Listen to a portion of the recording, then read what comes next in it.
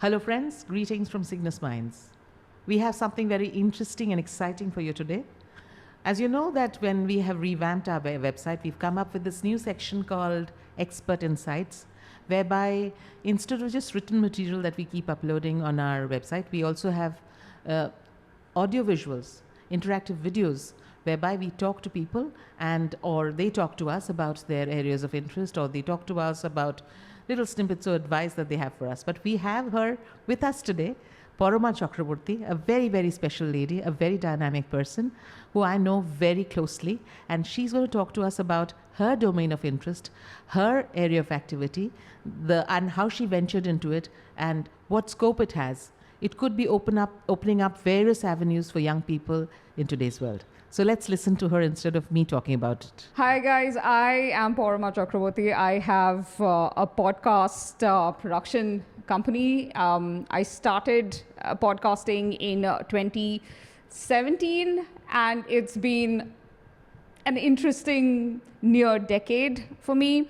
I never expected to do this professionally, but that's what I do. I have my own podcast, and I have, podcast editing services.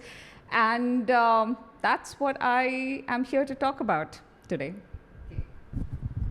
Okay, so Paroma, this is extremely interesting. You have a podcast editing company. You also run a podcast of your own, right? And you also teach people podcasting. You talk about what podcasting entails, why podcasts are catching so much of steam today, why it is so effective as a medium. So we'll go one by one. First, you tell me, why did you choose podcast as your domain? All right. So the best thing about podcasting is the lack of the video element. I think that's why a lot of us got into it, because we wanted to have interesting discussions. But the moment you add video to the production element, it suddenly requires you to have a bigger budget. Cameras are expensive. Two, it needs a lot of coordination. All of you need to be either in the same room, or you need to employ online services that get you really good quality video. Editing video is also really complex. Like, it's not very interesting just to have people in a room. It needs to be either really flashy in the editing, or the room needs to be really pretty, like something that is just exciting visually. Audio cuts out all of that clutter and just lets you focus on the spoken content, on the actual meat of the discussion. And that is something that really appealed to me.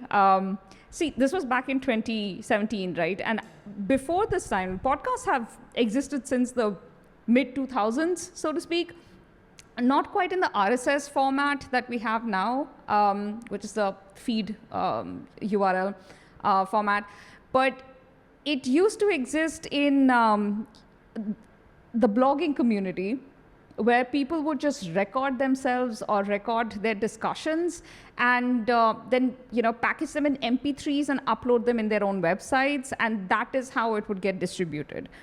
The first podcast I ever listened to was exactly that. I used to love this blog, and once a month they would have this 2-hour, 3-hour long discussion that they would upload, and that would be a podcast. And I fell in love with that. I absolutely loved listening to those. So eventually my friends and I, we are really big Korean drama fans. At that point, we were writing about Korean dramas and amazingly getting paid for it, because, writing was what we did professionally. And we decided we wanted our own space to talk about Korean dramas. And so we started Dramas Over Flowers, which just completed its 7th year last month. So we are now starting our 8th year. And it's been amazing. We've had a really loyal listener base for it especially expanded around 2020. So for the first 3 years, we had a good listener base, but it wasn't very wide. But around the pandemic, with the explosion that happened in new people coming on board and watching streaming content, especially out of East Asia, we got a lot more listeners around that time. So that's that's why I like podcasting. It cuts out the video element completely. That makes it easier to produce, but also something about just talking and not worrying about keeping it very short, making it like, very high energy.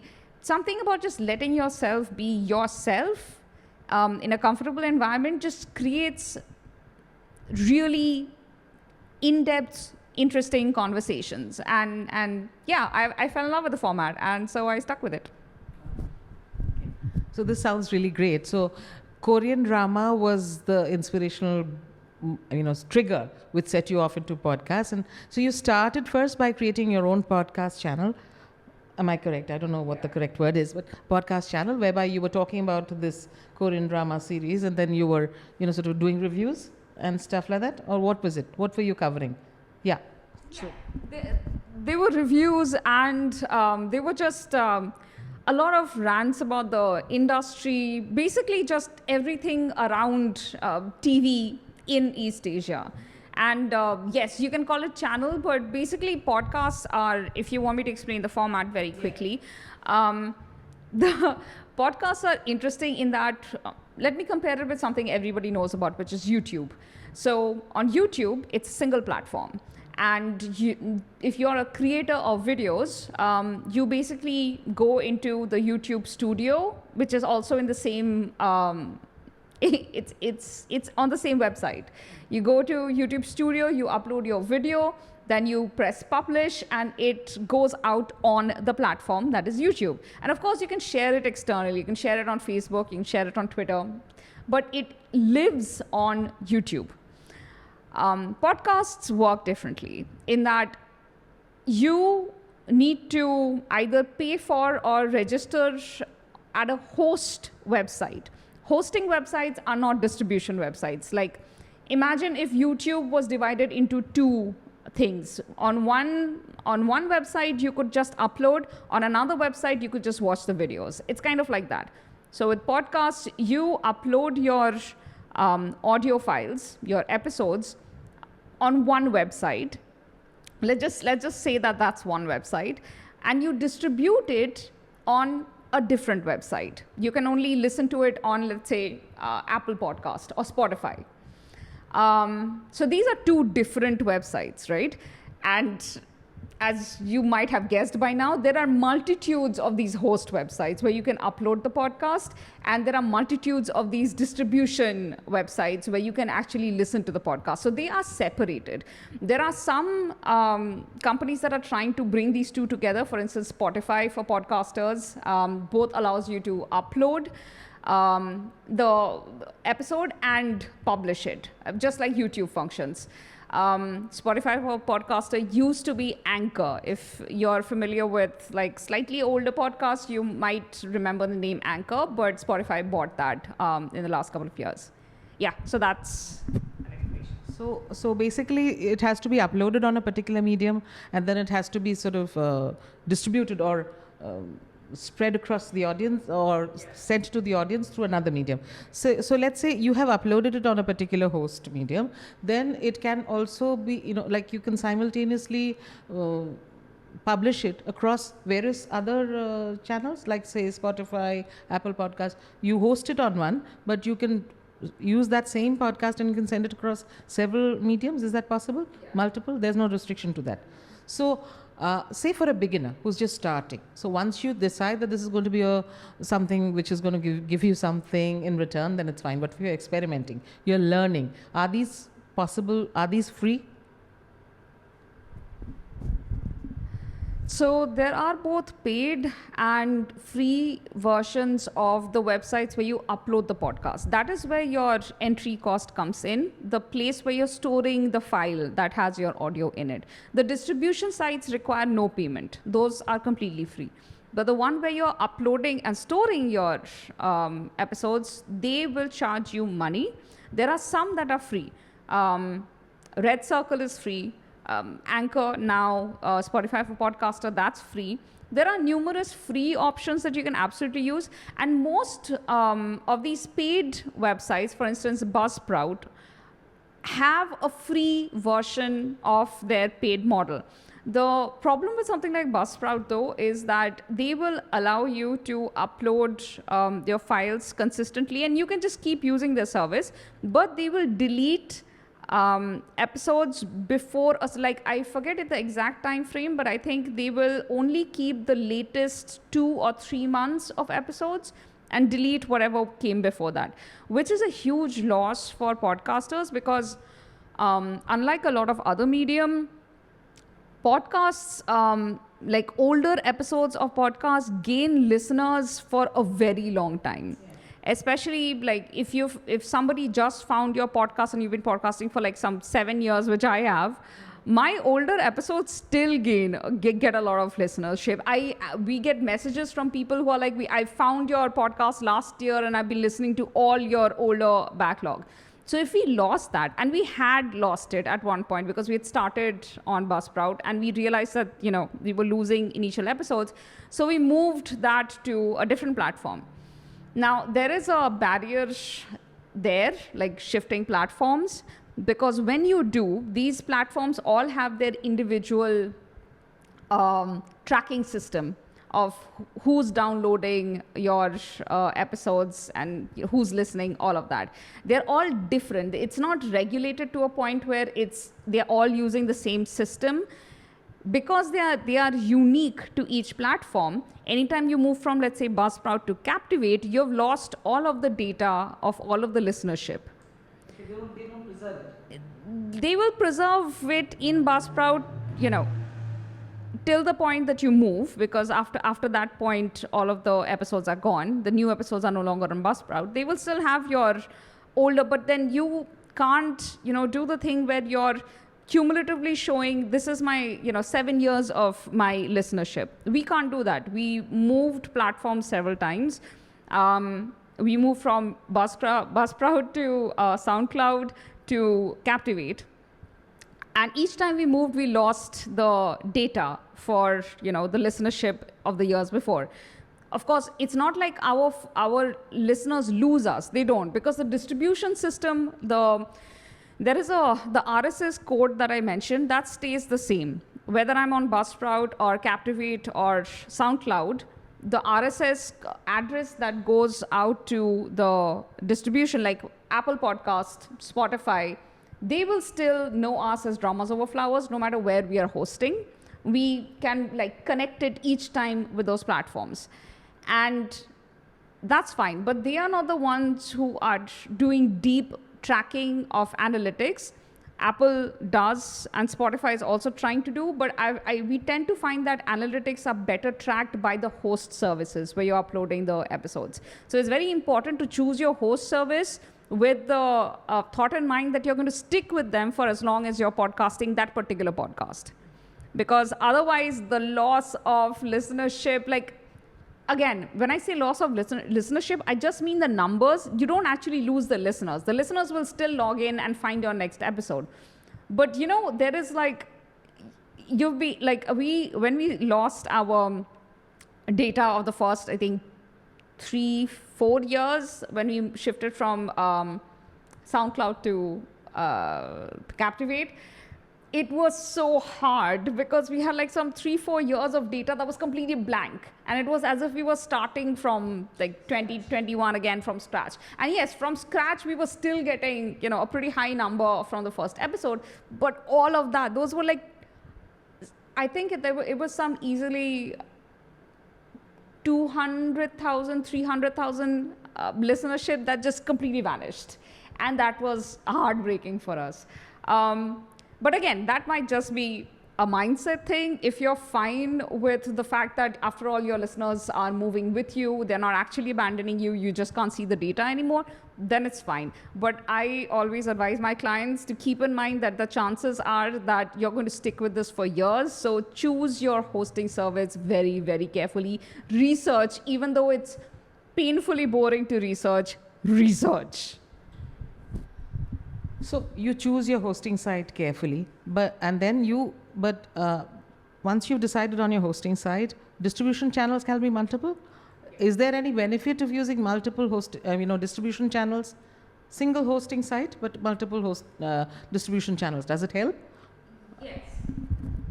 So there have always been a multitude of hosting channels, predominantly. I'm sorry, yes. There have always been a multitude of distribution channels, predominantly with US listeners, and about 70% of our listenership, 65 to 70% comes from the US. Predominantly, they use Apple to listen to podcasts. So, but aside from that, we also get listenership in, let's say, Egypt, in Lebanon, in UK, from South Korea, from Japan, from Singapore. And they all have preferences for different podcast distribution apps. So India, for instance, Spotify has, in the last 2 years, Spotify has, like, the reach of podcasting through Spotify has really skyrocketed. So whenever I look at India's data, I always see that Spotify has the biggest chunk. But then there are also smaller apps that are very niche. Like, I personally listen to my podcast on Podcast Addict, which is an app I have used for the last 7 years pretty much. I love it. The interface just works for me. I have stuck with it. I also have Spotify, like a paid account and stuff, and sometimes I'll go to Spotify to listen to stuff, but I don't know why there is a very weird thing where when you have choices, which honestly I believe every market should give you multiple choices, and no one company should decide that this is the only efficient aesthetic interface and everybody needs to use just that one, because everybody has unique requirements when it comes to how they interact with the apps that they're using. And for me, my audio apps have certain requirements which this tiny app, Podcast Addict, it doesn't have a huge backing. It has like a very small team that works on it. It fits me, my particular preferences. But at some point, if they go out of business, if all we have left are Spotify and Apple, I think that will be sad, because the podcasting landscape is more interesting because there are so many varieties of distribution apps that people have access to that they listen through. My co-host on my podcast, Anisa, loves a different app called Castbox. And I could not get her to move to Podcast Addict, and we have both tried other apps, and there is something about the specific apps that we use to listen to podcasts that is just our favorite, and we don't want to move. So yeah, multitudes of distribution apps exist, and I hope they keep existing. So you would always advise anybody who's going in for a podcast to ensure that they are accessible through different distribution channels based on their research, when they discover that these are the ones which are popular and people would be likely to access them on these channels. Am I correct? Yeah. So that gives us a basic idea as to so you create your content based on a particular genre or topic or whatever you want. Say, for instance, you started with your Korean drama, let's say, and then when you became a podcast engineer, is that what you call yourself? Audio engineer, podcaster? What is the name of the profession whereby you become the one who edits, who creates, who beautifies, who helps your client to whatever? The person just records and you do the rest. So what is that? So when I work for clients, like bigger clients who have like very strict hierarchies in a team, I would either go in as a sound engineer or an editor. When I work with my independent clients, I'm usually more in a position of the producer, because I am editing, but I am also managing part of the team. I am overseeing the writing of the scripts, the researching. I am present during audio recordings. So that puts me more in a producer position. So it really matters. And because I started as a freelancer and I enjoy different aspects of production, I don't really have a single title. I didn't start at a company, where I am like sort of promoted through positions where you get handed single titles. So I'm more hyphenated that way. And I say producer or editor whenever somebody is like what are you exactly? But that, again, doesn't quite describe everything that I end up doing, because I am part of every level of the production. So let's say you would say podcast, as it is catching so much of steam today, it's so popular. As you rightly said, it eliminates the video element, so people can listen on the go, people can access the content that they want to, even while traveling, in work areas, during breaks, at home, and because thanks to the earplugs and whatever they have, so nobody else is getting disturbed, so they can watch without being interrupted. And you don't need to also share what you're doing at that point of time. It's very, very individual. And you can also do it in a group if you're sort of doing it across the speaker. Okay, so it's a popular medium, it's catching steam, so people can use it for entertainment, people can use it to access educational content, people can use it for work, for sharing news, multiple, right? So you are telling me that podcast, you have a number of clients, they are doing different kinds of podcasts. So what are the purposes for which they are using podcasts? That's one question. And second question, so that we don't have to do this to and fro too often, so I'm just clubbing my questions. So what are the areas in which they are creating podcasts, which are the most popular areas? And if somebody, given that young people need to have an understanding, that's basically where Cygnus comes from, that podcast is a career option for people, youngsters today, because we have so many social media influencers, so many people who are creating social media content, people who are creating YouTube videos. So I found podcast is very exciting and interesting, and a lot of young people have told me that why not podcast, because it eliminates, like you said, the video aspect. You don't have to dress up and show up, and you don't need the paraphernalia, you don't need that complex editing, whatever. So if you want to start as a podcaster and you decide on your niche area what you're going to do, what are the things that you need to pay attention to? What are the baby steps, basic acquisitions? What do you need to do, considering that the person will start with no revenue? So give us the easy options, and then of course the upgrade options. So is it too much to ask at a shot? Yeah. All right. So let me break down your questions. I think what you're asking me is, you asked what my clients do, what kind of podcasts do they have, and if a newbie is getting into, what are the steps and the kinds of formats they can expect to go into through this. Basic components of the podcast, what do they need to do? Okay, but we'll keep that for later, because that's like it's its own thing. So when I first got into podcast editing, I had my client kind of like came to me through word of mouth. I was doing it for fun. I was editing my own podcast, but also I was editing for friends. And then somebody was like, I will pay you, please edit my show. And I was like, okay. And I was in copywriting before this. And as writers everywhere would know, that can sometimes be extremely soul-sucking. So I was pretty happy to get, something else to do, put my brain to. And I really enjoyed it. Not just the aspect of learning a new skill, but the way a story basically can be created from a discussion. Like a narrative flow can be created from something that just seems like an average conversation. It was pretty magical to me. And I was amazed at what a little bit of editing could do to something that sounded like rambling before. Anyway, so that's how I got into it.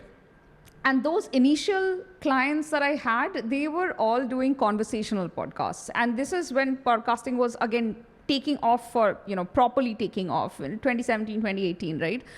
And conversational podcasts have the benefit that the host and the co-host or guests, they kind of go back and forth the way we are going back and forth. They play off each other. So if their chemistry is good, the episode is already made. You don't have to work on it like too much. You just have to clean it up, make sure there are no digressions, no filler words like but also just make the sound quality really good. Put in like transitions, intro, outro, things like that. it then started getting complicated because a lot of people would come into podcasting who didn't have natural chemistry. They were not really doing it with, people that they were really comfortable with. They were doing it more because they maybe had a business in mind. And this was their way of promoting their business, which, by the way, podcasts actually ended up being a really good promotional tool. Not as fast and zingy as social media, but then again, social media is much harder to break into too. Like virality is much harder. Whereas with podcasting, people ended up getting like a steady flow of a small number of clients, and that was worth it for a lot of small businesses. So I would get a lot of these clients for whom the podcast was absolutely the business front, and the interviews they would do, the guests they would get, they were not really familiar with them. They didn't really have that kind of chemistry with them. So these episodes were only interesting for the information that they gave and not because of the conversation. That required a lot more intelligent editing. It required me to have like more control over the editorial content, like more control over decisions on editorial content. And my clients were okay with that. It allowed me to slowly transition from editing to the production side of things, because then I was interested in and had suggestions for my clients about how they should structure their questions, how they should structure the interviews so that it's actually interesting to listen to. Now, while I was doing that, I started noticing that because a lot of these businesses were coming online with these podcasts, there was a bit of a glut. The quality overall did kind of start falling. I was not the only one editing podcasts, right? There were like a gazillion podcasts that suddenly came online. But as you would expect, if you're not having fun making the show and you have no chemistry with your co-hosts/guests, it wasn't interesting enough and not lucrative enough for people to continue doing. So a lot of podcasts would come online. And even now, if you look at statistics, majority of podcasts that people start get abandoned within the first 3 episodes. They just don't continue. It's really hard to consistently produce episodes week after week, month after month, year after year.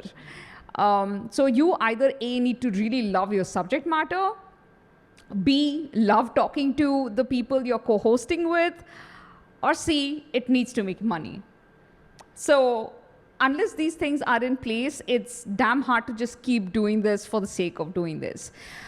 And eventually what happened is I got tired of just editing conversational podcasts because, again, like I said, while I was improving as an editor, the quality of podcasts I was finding out there, they were not very interesting to edit.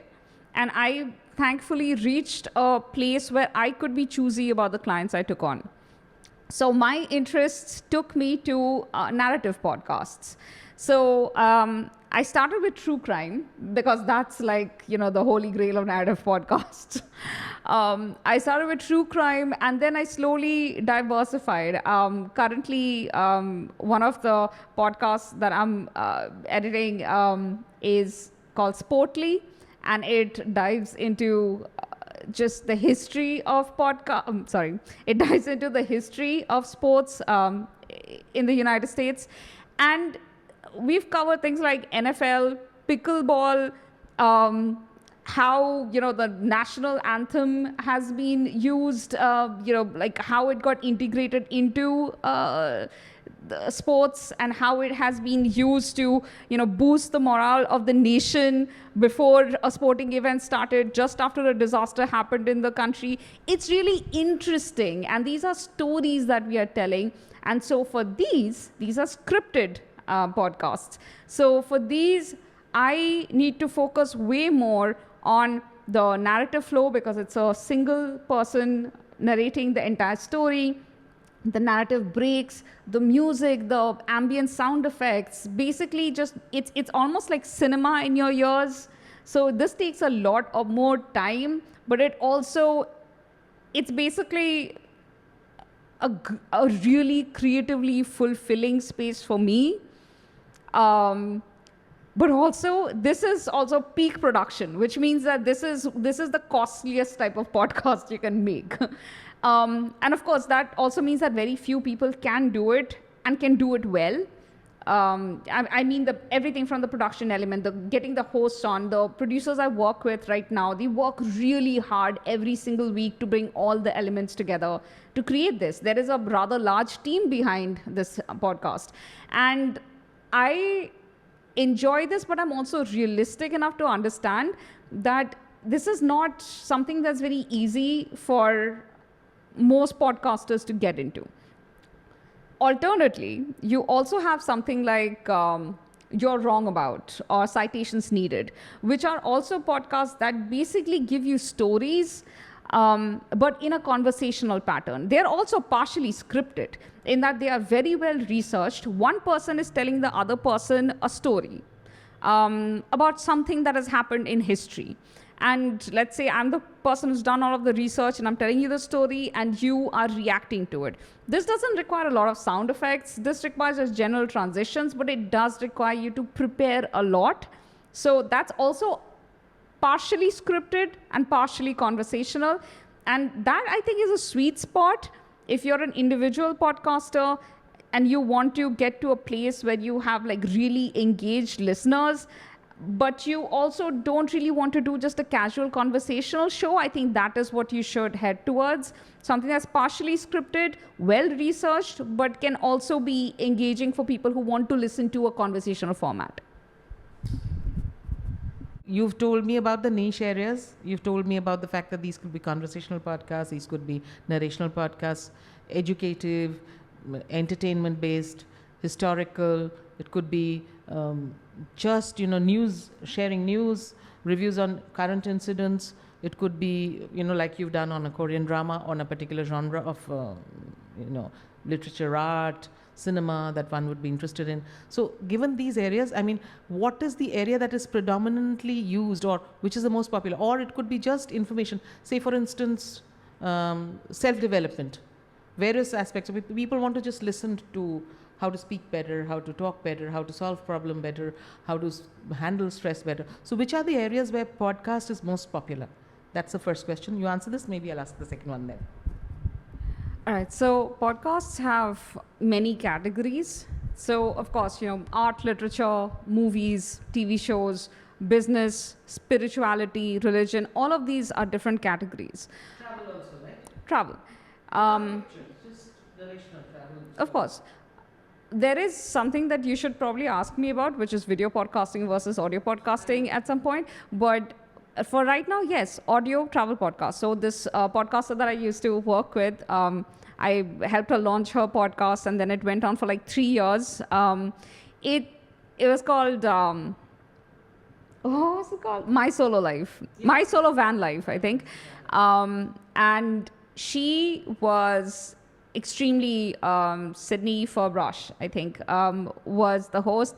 And so she would travel across the United States in her van alone, and she would talk about that. And it would be so interesting because I had never known about these things, that there were campgrounds specifically for vans, that, how do they shower? Where do they get their groceries? Like all of the everyday life stuff. Plus, she had one dog at the time, and then by the end of the podcast, she had two. And she rescues dogs. She goes to Mexico and she rescues dogs and then brings them to the United States and gets them adopted. And she would, basically, it would be a travelogue for her. And she would record them solo. I would edit them. We would push them out. And she, again, being a solo podcaster is so hard. I cannot stress this enough. Again, you need to have a great love for your subject, but also you need to be interesting to listen to.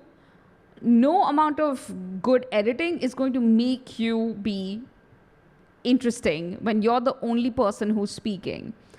I am not a great solo podcaster. I will not give up. I am going to keep trying, but I am aware that I digress too much, that it's hard for listeners to just, keep their mind on what I'm saying. So I know that if I launch something that is going to be part of my brand, because Sydney already had a brand at the time, and she had like a very popular vlog that. I'm sorry. She had a very popular blog and an Instagram page that she was running. She had quite a bit of audience already from there. So when she started the podcast, it was another way of like extending her branding, and she got quite a few listeners over there too, like hundreds and thousands of them. It was a pretty popular podcast.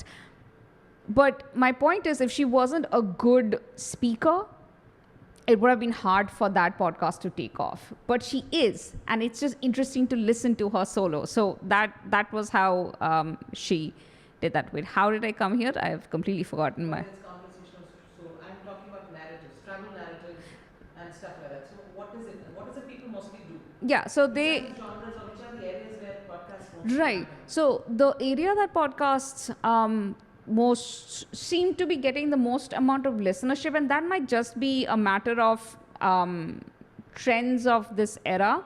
Right now, it's probably like the business categories, finance, and even politics for that matter. People are really tired of the news channels that are screaming at them constantly, and it's not just on politics, it's on any subject matter. If you turn on your TV to get your information, there are more like loud ads and just screaming people, whereas the what you actually want is somebody to carefully explain the things that are happening out in the world to you. So there are a lot of really popular podcasts even in India, and a majority of them that have shot to the top of the bunch are in the finance, business, politics arena. And that's because people need hosts to explain things in depth to them, and podcasts do it better. What about fashion influencers, style? Relatively less, because those are more visual and people don't need you to explain. I mean, there are people who love listening to somebody who's like intensely interested in, let's say, the material used in certain fashion lines and stuff. Those are very niche podcasts. There are certain topics which are very popular with a very small number of people. I think my own niche falls into that. Like, I will never have millions of listeners. There simply isn't that kind of listener base for my subject matter. It will always be hundreds of thousands max, because there are many people who watch K-dramas, but they are more interested in like those smaller clips online. They are not really interested in like the in-depth analysis that we do. I know that the listener base is relatively small. So, and that is true for all of the podcasts that came up after us. I know that none of them. When you can listen on the go, like for instance, self-development. So here's the thing. There are very few self-development podcasts that have done really well. There are some that absolutely have, especially in the productivity niche. You have some really big podcasts. Joe Rogan's podcast kind of started off that way. And that's like the top podcast in the world right now. You also have things like Beer Biceps and stuff in India. Again, started off that way. And they do get a lot of following, but I found that it's never just for the self-development reason. There is something, the host personality, something sensational that the host brings to the show. The truly, honestly focused podcasts that just want to talk about self-development tend to have smaller audience bases, but if they are good quality podcasts, those audiences are loyal. And the thing with podcasting that I don't think enough people appreciate is that it's more important to have a loyal audience base than a huge audience base. Because unless you're starting up, like which all of these bigger podcasters seem to do, you start off your own course and sell stuff directly to or you're basically running a business of selling stuff to your audience. Unless that is what you basically want to do, your loyal audience base can both feed you, keep the lights on for the podcast, and help you have really interesting discussions. For me, the best thing was discovering that a small number of my listenership wanted to support us financially. And so we started our Patreon somewhere around, I think, late 2018, early 2019. And the first person who signed up to our Patreon signed up for like $20 a month, which at that point was like, why would you be giving us this amount of money? And they are still giving us that, like, every single month. And that support has helped us keep the lights on for the podcast, because as much as we love the subject matter, it would have been hard for us to keep on going for 7 months. There are costs associated with the hosting site. There are costs associated with the website that we run parallelly. It would have been difficult for us to just keep on. Like, at some point, we would have probably had to take a break in the middle. But it's because of our supporters that we didn't. So it's very important to have a loyal supporter base. And for a loyal supporter base, you need to give value to your clients. I had this one client that I was really fond of. She was UK-based. Her arena was wellness. And she would do these interview-based podcasts. She would have hosts brought on, and then they would discuss their subjects. And she was an excellent interviewer. So every episode was a joy to edit.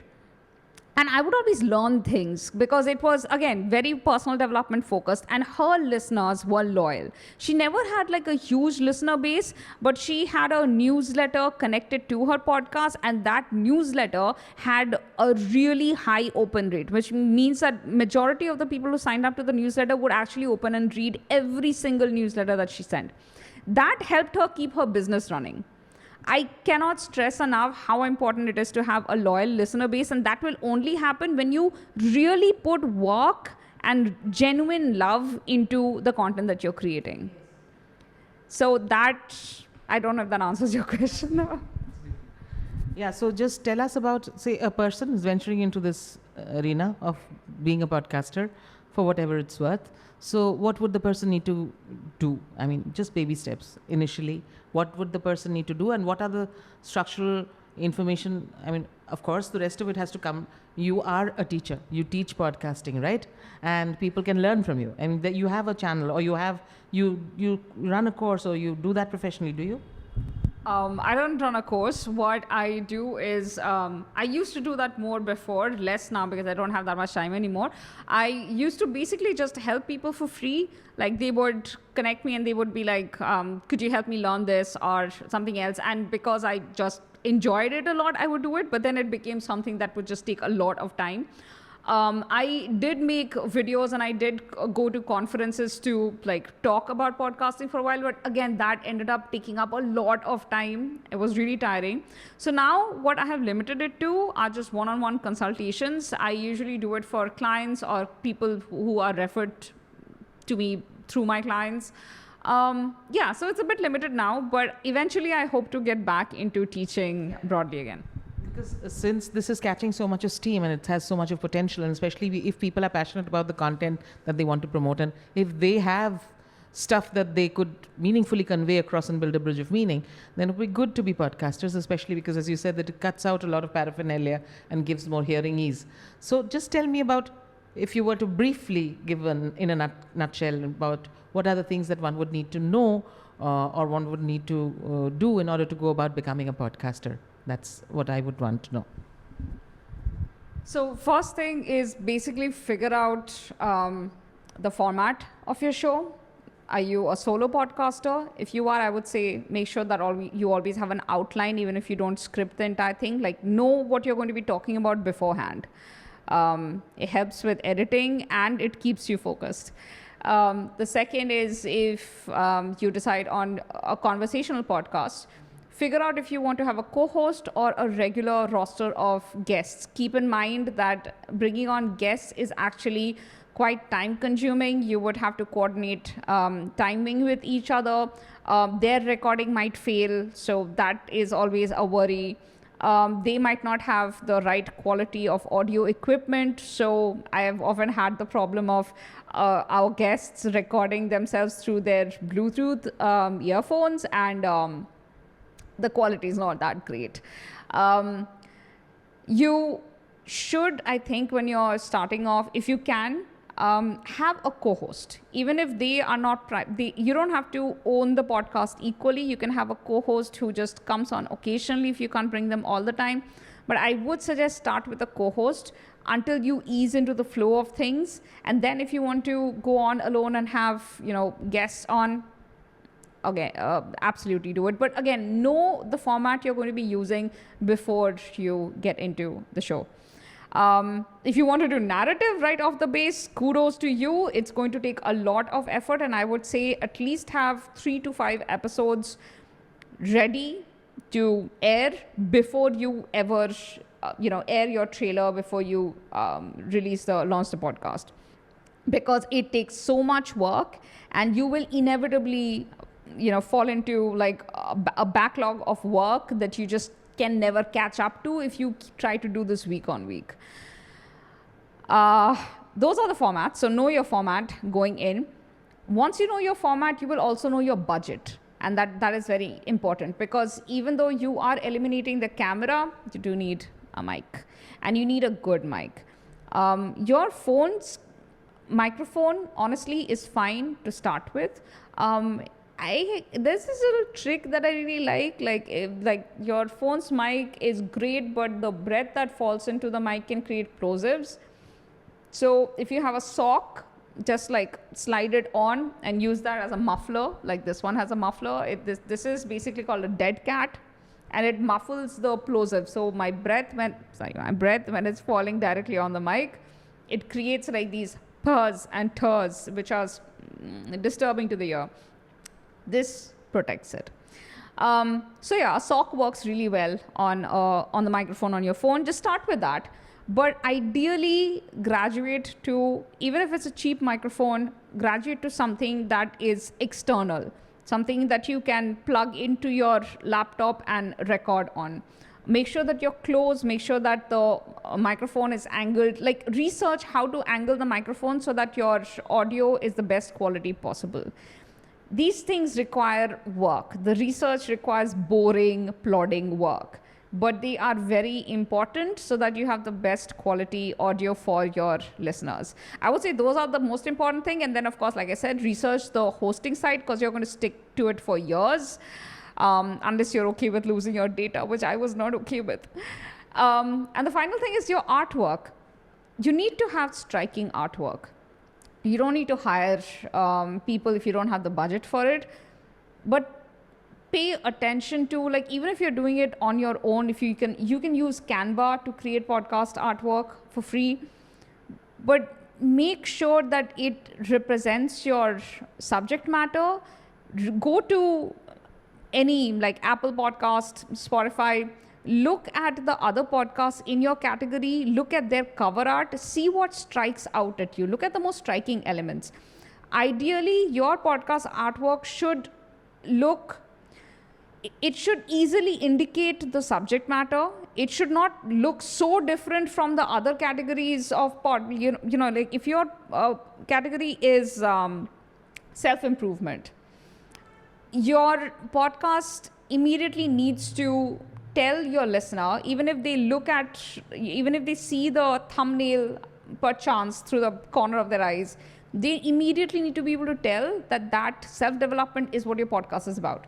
So don't have your podcast cover art be so out there that people won't be able to immediately visually connect it with your subject matter. So look at your category, see what other people are doing, see what are the artworks that appeal to you, and then don't copy it, but like understand the elements, like study it before you go and make your own stuff.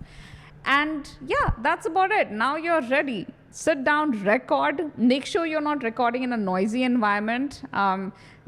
I used to record my podcast in the first couple of years in the middle of the night, because that's the only time we didn't have cars passing by. Do whatever you have to. Honestly, at the end of the day, if your audio equipment, once you upgrade your audio equipment, you don't need to worry about noisy environments to that extent anymore, but that will always be a consideration. So yeah, those are the things you should do. Sections of a podcast. I mean, you record the content, but there is something. Okay, so there's sections of the podcast. See, there is each episode would have a different content, but there is a static certain thing that is not going to change, like an introduction. You had told me, right? There's a scripted introduction. There would be a trailer. If you could just speak about that. And briefly, since we touched upon it, especially when we talked about travel and podcasts related to travel, that audio versus video podcast, because I'm defeated by the concept of a video podcast, because then what is the difference between a YouTube video and a video podcast? Why a video podcast? I understand that, for instance, in a travel, a video podcast will be more effective than an audio. So what is this audio versus video podcast, and the sections of a podcast? I mean, what are the things that you're recording on a recurrent basis? What are the things that are there and it's going to recur in every podcast episode? So sections of a podcast, your intro and your outro are pretty much your branding. So an introduction to a show introduction is basically like my show introduction, Dramas Over Flowers, has this set intro for every episode, which is you're listening to Dramas Over Flowers with Saya, Anisa, and Paroma. That's the three hosts. That's our set introduction. We say this at the head of every single episode. So that is almost like branding. Have it set. It doesn't have to be exactly this. It can be anything. Just have it set, so the moment people start listening, they can zone into the mindset of like, I'm listening to this right now. This is what I'm in the mind. And your outro should also be prepared. Like, where should people find you? Where should people find your guests? How can they leave a comment, send you an email? How can they interact with you? Those things are set in the outro. So you can say it at the end of every episode, or you can already pre-record it and have it set to music, and you can just add it at the end of every episode. Your episode intro is again versatile, depending on the kind of episode that you're doing. You can add that in after the show intro. You can do like a music bumper and then have the episode. Again, all of these formatting are things that you will decide and you will figure out organically as you create your podcast. I firmly believe it's very important for every podcaster to figure out their own format, because that is where innovation comes from. A lot of people do things differently, and they wouldn't have if there was a set format that all of us needed to follow. So that's... A trailer is just basically just the same as a movie trailer works. Before a podcast launches, you should have like a small teaser prepared, like a minute or two, introducing what your podcast is about, and put that up on your, that's the first file that should go up on your hosting site. And it'll just be something, whenever a person finds your podcast, they can listen to your trailer to get an idea of what your show is going to be about before they dive into. Something like a thumbnail, let's say. Like a thumbnail gives an idea of what the visual is going to be about, the trailer gives an idea of what the podcast is going to be. Yeah, something like a thumbnail, in that it gives people like first impressions of what your podcast is going to be about. And the next question is about video podcasts versus audio podcasts. So video podcasts are basically just video. They are long form talk shows. They have always existed. They existed on television for decades. They are nothing new. The reason they are called podcasts is because it's the sit down and talk format that was not associated with YouTube for the longest time. And a lot of audio podcasters who were recording in studio with their friends or colleagues decided to add that video element because YouTube was doing so well. They didn't want to miss out on YouTube. So they would just upload that entire 2-hour conversation on YouTube. And surprisingly, especially podcasts recorded inside a studio, because that was so visually stimulating, it was not boring for people to watch. So those videos ended up racking a huge amount of views. And that prompted a lot of other people to do exactly that. They would hire studios, sit down and record videos and put them out. And again, I'm not a purist. I don't care if the word podcast is changing in its meaning. That just happens with language all over. So yes, podcasts used to be something that originally kind of came up around the same time iPods came out, like Apple iPods. But it's changed in meaning over decades, and I don't think it.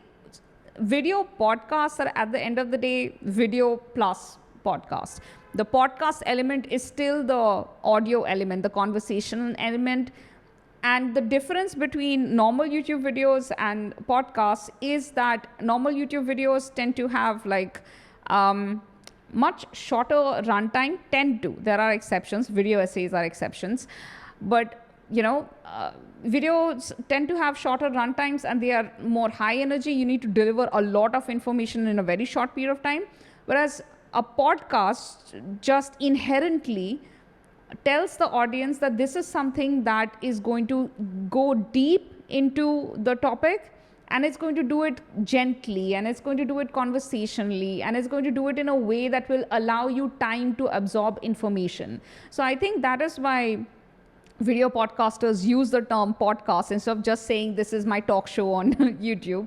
It's because it immediately tells the audience that because they're calling it a podcast, that means they're going to casually sit down and talk about it. And, it is going to be a fun thing for them to listen to, as you said, on commutes, during work hours while you're walking your dog.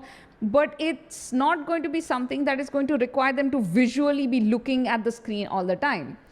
Of course, YouTube has that horrible thing where unless you're a premium member, if you turn off the video just to listen to the audio, they'll stop the video playing.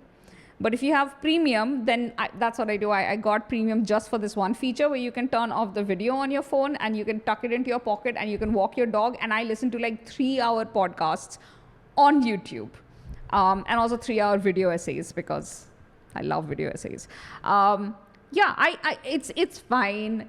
I still think of podcasts as primarily an audio format, but I'm not going to quibble with anybody using that term for video. Yeah. So thank you. This is eye-opening. I hope it, opens avenues for people so that they can also venture into this and avail podcasts more often and, look into their areas of interest and maybe delve into it. Thank you.